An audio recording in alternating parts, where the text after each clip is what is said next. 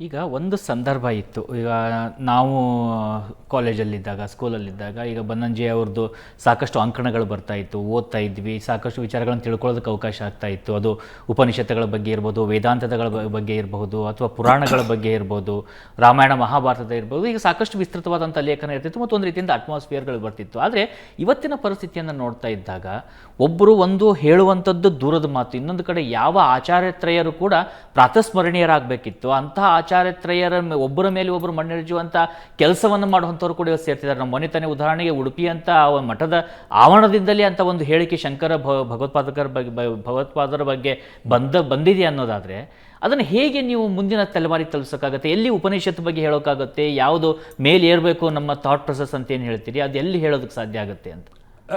ಈಗ ಏನಾಗಿದೆ, ಗುರುಗಳು ಯಾರಿದ್ದಾರೆ, ಆಚಾರ್ಯರಿದ್ದಾರಲ್ಲ, ಆಚಾರ್ಯರ ಕೃತಿಗಳನ್ನು ನೋಡಿದ್ರೆ ಯಾವುದೇ ಬಗ್ಗೆ ಮೂಲಭೂತವಾದಂಥ ತತ್ವಜಿಜ್ಞಾಸೆ ಇದೆಯೇ ಹೊರತು ಅಲ್ಲಿ ಮತದ ಪರಿನಿವೇಶದಲ್ಲಿ ಹೊಡೆದಾಟ ಇತ್ಯಾದಿಗಳೇನೂ ಇಲ್ಲ. ಅದು ನಂತರ ಬಂದವರು ಅವ್ರಿಗೆ ಸಮಕಾಲಿಕರು, ಕಿರಿಯ ಸಮಕಾಲಿಕರು, ನಂತರ ಬಂದವರಲ್ಲಿ ಏನಾಯಿತು ಅಂತ ಹೇಳಿದ್ರೆ ಆಚಾರ್ಯರ ವಿಚಾರಧಾರೆ ಏನಿತ್ತು ಆ ವಿಚಾರಧಾರೆಯನ್ನು ಇಂಟರ್ಪ್ರಿಟೇಷನ್ಸ್ ಮಾಡುವಾಗ ಮಿಸ್ಇಂಟರ್ಪ್ರಿಟೇಷನ್ಸ್ ಆಗಿದೆ.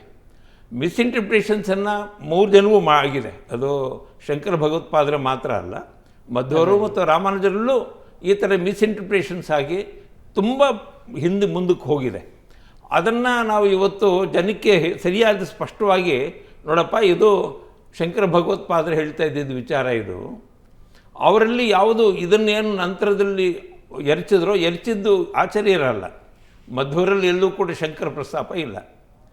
ರಾಮಾನುಜರು ಎಲ್ಲೂ ಕೂಡ ಮಧ್ವರ ಪ್ರಸ್ತಾಪ ಅಥವಾ ಶಂಕರ ಪ್ರಸ್ತಾಪವನ್ನು ತಾತ್ವಿಕವಾಗಿ ತಗೊಳ್ತಾರೋ ಆ ಪ್ರಮೇಯ ಏನಿದೆಯೋ ಆ ಪ್ರಮೇಯವನ್ನು ಇಟ್ಕೊಂಡು ಆ ಪ್ರಮೇಯ ಜೊತೆಗೆ ಚರ್ಚೆ ಮಾಡ್ತಾರೆ ಹೊರತು ಅವನು ಹೀಗಿತ್ತು ಅವನ ಬಗ್ಗೆ ಅಂದರೆ ಯಾವುದನ್ನು ಎಲ್ಲೋ ಪೇಪರ್ ಅಂತ ಹೇಳ್ತೀವಿ ಮತ್ತು ಯಾವುದನ್ನು ನಾವು ಪೌರಾಣಗುಫಿ ಅಂತ ನಾವು ಹೇಳ್ತೀವೋ ಆ ರೀತಿ ಕಿತ್ತಾಟ ಮಾಡುವಂಥದ್ದು ಎಲ್ಲೂ ಇರಲಿಲ್ಲ. ಈ ದುರ್ದೈವದ ಕಾಲ ಅಂತ ಹೇಳಿದ್ರೆ ಇವತ್ತಿನ ಈ ಸಂದರ್ಭದಲ್ಲಿ ನಮಗೆ ಈ ಥರದ ಒಂದು ಅಂಶವೇ ಪ್ರಧಾನ ಭಾಗ ಆಗಿ ಇಡೀ ಸಮಾಜದಲ್ಲಿ ಪರಸ್ಪರ ಕೆಸರನ್ನ ಎರಚಾಟ ಮಾಡ್ಕೊಳ್ಳೋಕ್ಕೆ ಸಾಧ್ಯತೆ ಆಗಿದೆ ಅಂತ ನನಗನ್ಸುತ್ತೆ. ಅದಕ್ಕಾಗಿಯೇ ಒಂದು ಮಾತು ಹೇಳಬೇಕು ಈ ಸಂದರ್ಭದಲ್ಲಿ. ಏನು ಅಂತ ಹೇಳಿದ್ರೆ, ಯಾರು ಆಚಾರ್ಯರಿದ್ದರೋ ಆಚಾರ್ಯರ ದೃಷ್ಟಿಕೋನ ಅದು ಸರ್ವಂಕಷವಾಗಿತ್ತು, ಸರ್ವಮೂಲವಾಗಿತ್ತು. ಅದು ವಿಶಾಲವಾದ ದೃಷ್ಟಿಕೋನವನ್ನು, ವಿಶ್ವಾತ್ಮಕವಾದ ದೃಷ್ಟಿಯನ್ನು ಹೊಂದಿತ್ತು. ನಂತರ ಬಂದಂಥ ಕೆಲವರು ಅದನ್ನು ಮಿಸ್ಇಂಟರ್ಪ್ರಿಟೇಷನ್ ಮಾಡಿ ಆ ಮಿಸ್ಇಂಟರ್ಪ್ರಿಟೇಷನ್ ಅನ್ನೋ ಮಾತನ್ನು ಹೊಳೆ ನರಸೀಪುರದ ಸಚ್ಚಿದಾನಂದ ಸರಸ್ವತಿ ಸ್ವಾಮಿಗಳು ಒಂದು ಪುಸ್ತಕನೇ ಬರೆದಿದ್ದಾರೆ, ಮಿಸ್ಇಂಟರ್ಪ್ರಿಟೇಷನ್ಸ್ ಹೇಗಾಗುತ್ತೆ ಆಚಾರ್ಯರುಗಳಲ್ಲಿ ಅಂತ. ಆ ದೃಷ್ಟಿಯಿಂದ ನೋಡೋದಾದರೆ ಆಚಾರ್ಯ ಭಗವತ್ಪಾದರ, ಶಂಕರಾಚಾರ್ಯ ಇರ್ಬೋದು, ಮಧ್ವಾಚಾರ್ಯ ಇರ್ಬೋದು, ರಾಮಾನುಜಾಚಾರ್ಯರು ಈ ಹಿನ್ನೆಲೆಯಲ್ಲಿ ಸರಿಯಾಗಿ ನಾವು ಅವ್ರನ್ನ ಅರ್ಥ ಮಾಡಿಕೊಂಡ್ರೆ, ತಾತ್ವಿಕವಾಗಿ ಅರ್ಥ ಮಾಡಿಕೊಂಡ್ರೆ ಉಳಿದದ್ದೆಲ್ಲ ಏನಾಗುತ್ತೆ, ನಮಗೆ ಈ ಕಿಲ್ಬಿಷಗಳು ಕಾಣೋದಕ್ಕೆ ಸಾಧ್ಯ ಆಗಲ್ಲ. ಯಾರಲ್ಲಿ ಈ ಒಕ್ಕಣ್ಣಿನ ದೃಷ್ಟಿ ಇರುತ್ತಲ್ಲ, ಈ ಒಕ್ಕಣ್ಣಿನ ದೃಷ್ಟಿ ಇರೋರಲ್ಲಿ ಈ ರೀತಿ ಮಿಸ್ಇಂಟರ್ಪ್ರಿಟ್ ಆಗೋಕ್ಕೆ ಸಾಧ್ಯ ಅಂತ. ಆ ಸಾಧ್ಯತೆಗಳನ್ನು ನಾವು ಎಚ್ಚರದಿಂದ ಗಮನಿಸಬೇಕಾದ ಅಗತ್ಯ ಇದೆ. ಈಗ ಒಂದು ಕಾಲದಲ್ಲಿ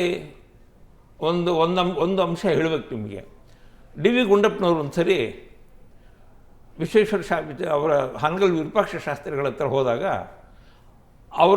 ಅವರ ದೂರದ ಸಂಬಂಧಿಗಳೊಬ್ಬರು ನರಹರಿ ಶಾಸ್ತ್ರಿಗಳು ಅಂತ. ಅವರು ಬಂದಾಗ ಪುಸ್ತಕ ತಂದ್ರ ಅಂತ ಕೇಳಿದ್ರಂತೆ. ಅದು ಆಯಿತು ಕೊಡ್ತೀನಿ ಇರೋ, ಆಯಿತು ಅಂತ ಹೇಳ್ತಿದ್ರಂತೆ. ನರಹರಿ ಶಾಸ್ತ್ರಿಗಳು ಸ್ವಲ್ಪ ಹೊತ್ತಿದ್ದು ವಾಪಸ್ ಹೋದರು. ಹೋದ್ಮೇಲೆ ಈ ಹಾನಗಲ್ ವಿರೂಪಾಕ್ಷ ಶಾಸ್ತ್ರಿಗೆ ಕೇಳಿದ್ರಂತೆ, ಅದೇನೋ ಕೇಳ್ತಿದ್ದಿಲ್ಲ ಪುಸ್ತಕ, ಅದೇನು ಅಂತ. ಅದು ಮಣಿಮಂಜರಿ ಭೇದಿನಿ ಅಂತ ಒಂದು ಗ್ರಂಥ. ಅದು ಆವಾಗ ಅವರು ಹೇಳಿದ್ರಂತೆ, ಹಾನಗಲ್, ನಿನಗೆ ಅಂಥ ದುಷ್ಟಬುದ್ಧಿ ಯಾತಕ್ಕೆ ಬಂದು ನಿನಗೆ? ಕ್ಷುದ್ರ ಪುಸ್ತಕಗಳನ್ನೆಲ್ಲ ಓದೋದು ಯಾತಕ್ಕೆ ನಿನಗೆ? ಒಳ್ಳೆಯದಿದೆ ಗ್ರಂಥಗಳು, ಆ ಒಳ್ಳೆಯ ಗ್ರಂಥಗಳು ವ್ಯಾಸಂಗ ಮಾಡು. ಆ ಥರದ ಇದೆಲ್ಲ, ಏಕೆಂದರೆ ಆ ಕಾಲದಲ್ಲಿ ತುಂಬ ಇತ್ತು ಇದು. ಈಗ ಮಣಿಮಂಜರಿ ಭೇದಿನಿ ಅಂತ, ಮಣಿಮಂಜರಿ ಸಮರ್ಥನೆ ಮಾಡಿದರೆ ಮಣಿಮಂಜರಿ ಭೇದಿನಿ ಅಂತ ಬರೋದು, ಮಣಿಮಂಜರಿ ಭೇದಿನಿ ಟು ಭೇದಿನಿ ಅಂತ ಇನ್ನೊಂದು ಭೇದಿನಿ ಮಾಡೋದು. ಅಂದರೆ ಆ ಕಾಲದಲ್ಲಿ ಸುಮಾರು 13ನೇ ಶತಮಾನದಿಂದ 13, 14, 15ನೇ ಶತಮಾನಗಳಲ್ಲಿ ಈ ರೀತಿ ಮತ್ತೊಬ್ಬರ ಮೇಲೆ ಕೋಟಿಗಳನ್ನು ಹೊಂಚಿ ಮಾಡ್ತಕ್ಕಂಥ ಒಂದು ವಿಚಿತ್ರ ಥರದ ಒಂದು ಸನ್ನಿವೇಶ ನಿರ್ಮಾಣ ಆಗಿತ್ತು. ಆದರೆ ಇದರ ನಡುವೆಯೂ ಕೂಡ ತಿಳಿಯಾದ ಧಾರೆಯಂತೆ ಮೂರು ಆಚಾರ್ಯರು ತಮ್ಮದು ಏನಿದೆಯೋ ಅದನ್ನು ಅವರು ಉದ್ದಕ್ಕೆ ಹೇಳ್ಕೊಳ್ತಾ ಬಂದರು. ಅವರ ಕೃತಿಗಳಲ್ಲಿ ಇರೋ ಬೆಳಕಿದೆಯಲ್ಲ, ಆ ಬೆಳಕನ್ನು ನಾವು ಹಿಡಿಬೇಕೇ ಹೊರತು ಅವರ ಶಿಷ್ಯ ಪ್ರಶಿಷ್ಯರುಗಳಿಂದ ಮುಂದುವರಿದಿರೋದು ಏನೇನಿದೆಯಲ್ಲ ನಮಗೆ ಒಳ್ಳೆಯ ಅಂಶವನ್ನು ತೊಗೊಳ್ಳೋಣ ಅಂತ ಅಷ್ಟೇ. ಎಸ್ ಕೆ ರಾಮಚಂದ್ರಯ್ಯರು ಒಂದು ಸರಿ ಹೇಳ್ತಿದ್ರು ನನಗೆ, ನೋಡಪ್ಪ ಯಾವತ್ತೂ ಕಸನ ಕ್ಯಾರಿ ಮಾಡಬೇಡಿ, ಕಸ ಇರುತ್ತೆ ಅದನ್ನು ತೆಗೆದು ನಾವು ಆಚೆಗೆ ಹಾಕಬೇಕು, ಅದನ್ನು ಹಿಡ್ಕೊಂಡು ನಾವು ಹೊರಟ್ರೆ ಅದು ಕೊನೆ ಇರೋದಿಲ್ಲ ಇದಕ್ಕೆ. ಅವತ್ತಿನ ಕಸನ ಅವತ್ತವತ್ತು ಹೊರಗಡೆ ಬಿಸಾಕ್ಕೊಡ್ಬೇಕು, ಕಸನ ಮಾತ್ರ ಕ್ಯಾರಿ ಮಾಡ್ತಿರ್ಬೇಕು, ಕಸನ ಇಟ್ಕೊಳ್ಕೊಡೋದು ಮುಂದೆಗಡೆ. ಕಸ ಇಟ್ಕೊಂಡ್ರೆ ಅದು ನನಗೆ ದುರ್ಗಂಧ. ಹಾಗಾಗಿ ಈಗಿನ ಉಡುಪಿನಲ್ಲಿ ನಡೆದಂಥ ಪ್ರಸಂಗ ಕೂಡ ನಾವು ಅದನ್ನು ಕಸ ಅಂತ ತಿಳ್ಕೊಬೇಕು. ಅದರ ಮೂಲಕ ನಾವು ಇವತ್ತಿನ ಸಂದರ್ಭನ, ಇವತ್ತಿನ ದೇಶಕಾಲ ಸಂದರ್ಭನ ಗಮನದಲ್ಲಿ ಇಟ್ಕೊಳ್ಬೇಕು. ಒಂದು ಪಕ್ಷ ಬನಂಜಿ ಆಚಾರ್ಯರು ಇವತ್ತೇನೋ ಇದ್ದಿದ್ರೆ ಅದಕ್ಕೆ ಅವರು ನೇರವಾಗಿ ಉತ್ತರ ಕೊಡ್ತಾಯಿದ್ರು. ಅದಕ್ಕೆ ಇಲ್ಲ, ನೀವು ಇವತ್ತು ಅದನ್ನು ಮಾತಾಡಬೇಕಾಗಿ ಅಗತ್ಯ ಇಲ್ಲ ಅಂತ. ಒಂದು ಕಾಲದಲ್ಲಿ ಏನೋ ಅದೊಂದು ಆ ಮಾತನ್ನು ಬಂತು. ಆ ಮಾತದಲ್ಲಿ ಇದ್ದಿದ್ದು ಮತಾಭಿನಿವೇಶವೇ ಹೊರತು ತತ್ವಾಭಿನಿವೇಶ ಅಲ್ಲ. ಮತಾಭಿನಿವೇಶ ಏನಾಗುತ್ತೆ ಅಂದರೆ, ಅದು ಮತ ಅಂದರೆ ನಾನೊಬ್ಬನ ನಿರ್ಣಯ ಆಗಿರುತ್ತೆ, ನಾನೊಬ್ಬನ ವಿಚಾರಧಾರೆ ಆಗಿರುತ್ತೆ, ಅಥವಾ ನಾನು ಕಂಡುಕೊಂಡದ್ದೇನಿದೆಯೋ ನಾನು ಅದನ್ನು ಮಾತಾಡ್ತಾ ಇರ್ತೀನಿ. ಈ ಮತಾಭಿಮಾನ ಏನಿದೆಯೋ, ಈ ಮತಾಭಿಮಾನ ಯಾವಾಗಲೂ ಕೂಡ ಅದು ಅಪಚಾರವೇ. ಆ ಮತಾಭಿಮಾನಿಗಿಂತ ನಮಗೇನಾಗಬೇಕು ಅಂತ, ಮತಾಭಿಮಾನದಿಂದ ದುರಭಿಮಾನ ಬೆಳೆಯುತ್ತೆ, ಅಹಂಕಾರ ಬೆಳೆಯುತ್ತೆ, ನಾನು ಹೇಳಿದ್ದೆ ಸತ್ಯ ಅಂತನ್ನುವಂಥ ಒಂದು ಹಠ ಹುಟ್ಟುತ್ತೆ, ತರ್ಕ ಅನ್ನೋದು ಅಲ್ಲಿ ಬೆಳೆದು ಹೋಗುತ್ತೆ. ಹೀಗಾಗಿ ಇವುಗಳಿಂದ ಆಚೆಗಡೆ ಬರಬೇಕು ಅಂತ ಹೇಳಿದ್ರೆ ಈ ಮತದಿಂದ ನಾವು ಮತ್ತೆ ವಾಪಸ್ಸು ಈ ಧರ್ಮ ಜಿಜ್ಞಾಸೆಗೆ ಬರಬೇಕು, ತತ್ವ ಜಿಜ್ಞಾಸೆ ಬರಬೇಕು. ಅಭಿರ್ಗುಪ್ತ ಪಾದರು ಒಂದು ಕಡೆ ಹೇಳ್ತಾರೆ, ನನ್ನನ್ನು ಯಾವಾಗಲೂ ತತ್ವದ ಹೂಗಳ ಜೊತೆಗೆ ವಿಹಾರ ಮಾಡೋದಕ್ಕೆ ನನಗೆ ಅವಕಾಶ ಮಾಡಿಕೊಡು ಶಿವನೇ ಅಂತ. ಅನೇಕ ಹೂಗಳಿವೆ. ಒಂದು ದುಂಬಿ ಏನು ಮಾಡುತ್ತೆ, ಅನೇಕ ಹೂಗಳು ಹೋಗಿ ಮಕರಂದನ ಆಯ್ದು ತಂದು ಅದು ಜೇನು ಕಟ್ಟುತ್ತೆ. ನಿಮಗೆ ಮಧು ಅನ್ನೋದು ಅಲ್ಲಿದೆ ನೋಡಿ.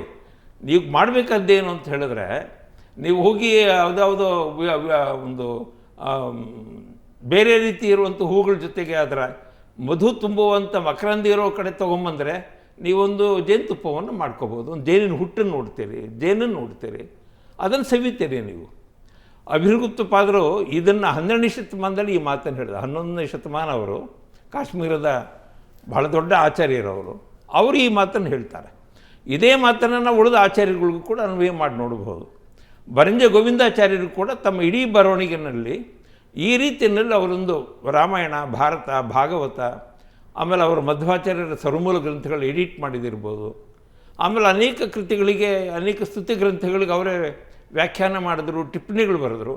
ಪ್ರತಿಯೊಂದರಲ್ಲಿ ಇರೋದೇನೆಂದರೆ ತತ್ವಾಭಿನಿವೇಶವೇ. ಅಲ್ಲಿ ಒಂದು ತತ್ವದ ಅನ್ವೇಷಣೆ ಇದೆ. ನಮ್ಮ ಯಾವಾಗಲೂ ಕೂಡ ಏನಾಗಬೇಕು ಅಂದರೆ, ನಮ್ಮ ತತ್ವದ ಅನ್ವೇಷಣೆ ಇದೇನಿದೆಯೋ ಅದು ನಮ್ಮನ್ನು ಒಳಿತಿನ ದಾರಿ ಕಡೆ ಕರ್ಕೊಂಡು ಹೋಗುತ್ತೆ. ಅದನ್ನು ಸುಮಾರ್ಗ ಅಂತ ಹೇಳ್ತೀವಿ ನಾವು ಅದನ್ನು.